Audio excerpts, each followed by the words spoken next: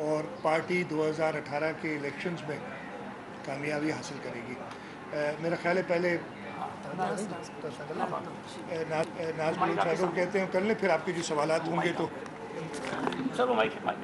یہ ہے.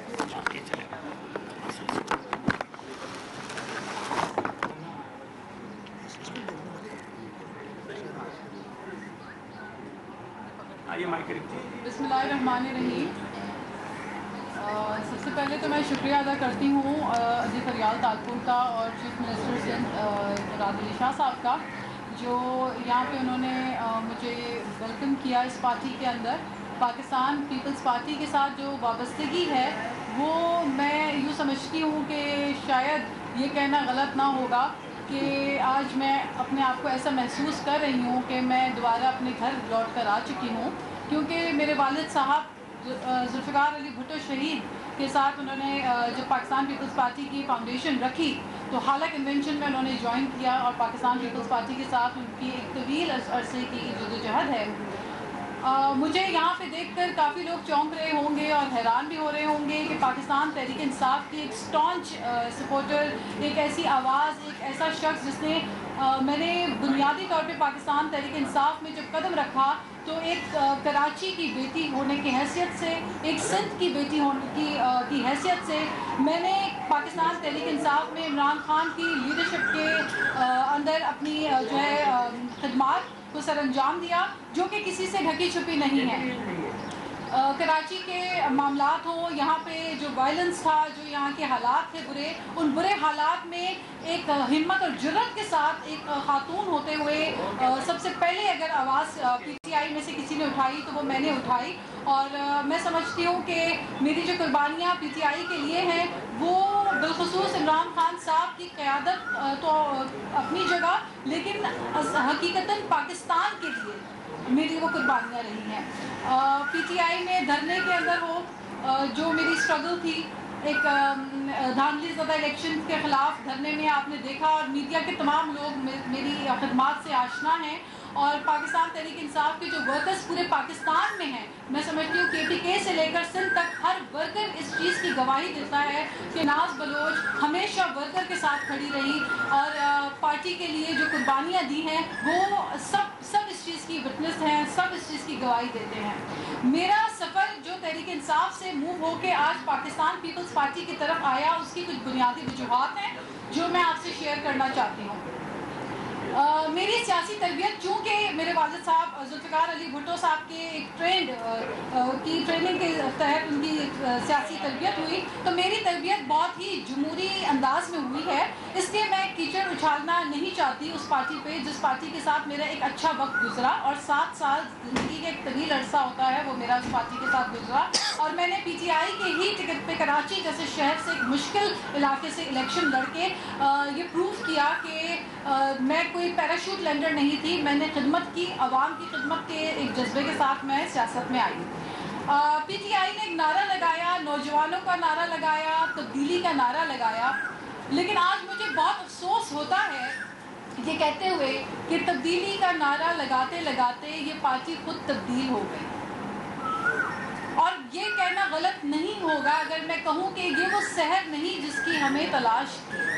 یہی وجہ ہے کہ آج میں نے اپنا پی ٹی آئی کے ساتھ جو سیاسی سفر ہے اس کو الوداع کہتے ہوئے آج پاکستان پیپلز پارٹی میں قدم رکھا. اس کی وجہ یہ ہے کہ ایک سندھ کی بیٹی ہونے کے ناطے، ایک سندھ کی ریپرزینٹیٹیو ہونے کے ناطے میں نے دیکھا کہ پاکستان تحریک انصاف کا جو فوکس ہے وہ تمام تر فوکس پنجاب سینٹرک ہے، وہ مرکز کی سیاست کی طرف ان کا رجحان ہے. سندھ کی طرف اور کراچی کی طرف پی ٹی آئی کا اگر فوکس ہوتا تو 2013 کے انتخابات میں جو 8 لاکھ سے زائد ووٹ ہم نے اٹھائے وہ سکڑ کر سینکڑوں پہ نہ آئے ہوئے ہوتے. اس کی بنیادی وجہ میں سمجھتی ہوں کہ خان صاحب جب کراچی آتے ہیں اپنے 4، 5، 6 گھنٹے کے دورے میں، تو یہاں جب وہ تشریف لاتے ہیں تو انہیں ورکر سے دور رکھا جاتا ہے، اور ورکر سے دور ان کو کراچی کی تنظیم رکھتی ہے. اور اس بات پہ میں نے پی ٹی آئی کے اندر رہتے ہوئے بارہا آواز بلند کی، اور اس بات کی گواہی خود خان صاحب دیں گے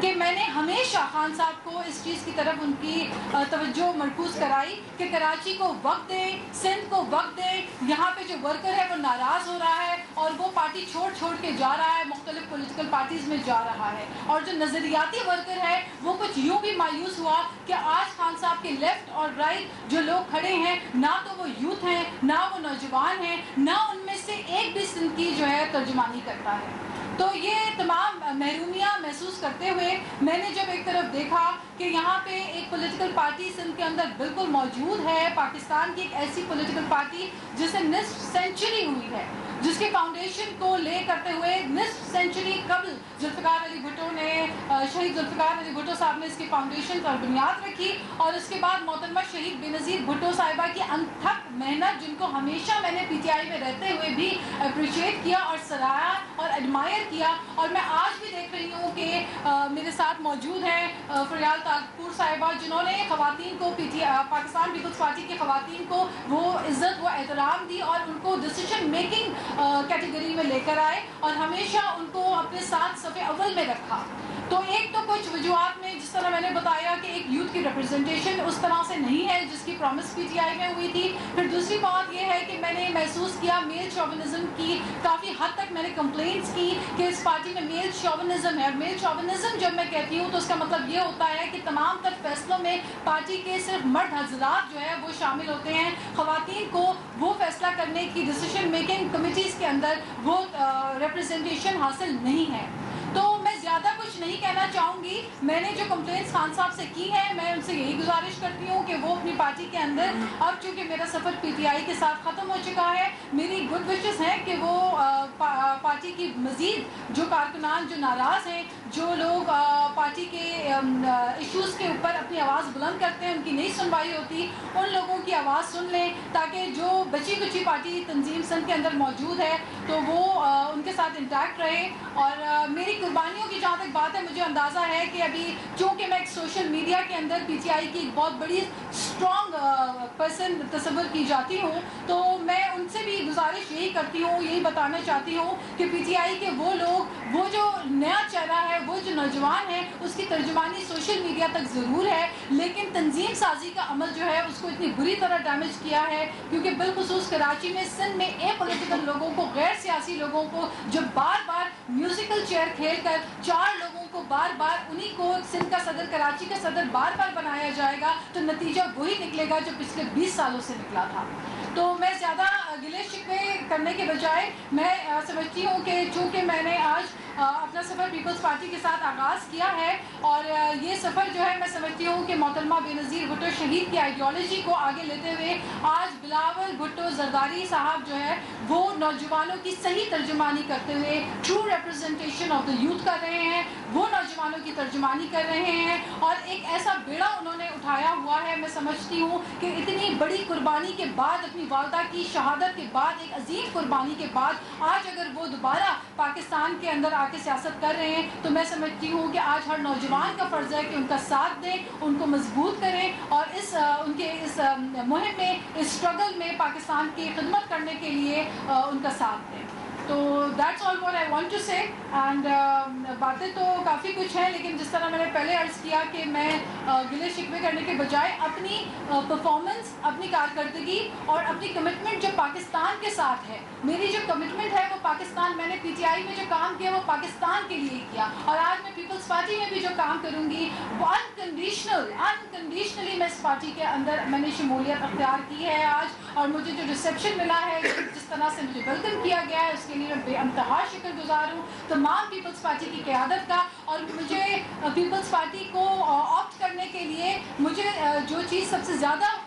اچھی لگی وہ یہ تھی کہ اس پارٹی میں تنظیم موجود ہے۔ حالانکہ اس پارٹی نے قربانیاں دی، ذوالفقار علی بھٹو شہید کی قربانی کے بعد، محترمہ شہید کی قربانی کے باوجود بھی یہ پارٹی کی تنظیم اپنی جگہ انٹیکٹ ہے۔ تو مجھے، اور میں نے دیکھا کہ اس پارٹی نے اپنے ورکرز کو بھی وزیر اعظم بنایا، اس پارٹی نے راجہ پرویز کو، یوسف رضا گیلانی صاحب کو، تو یہ موروثی سیاست سے ہٹ کے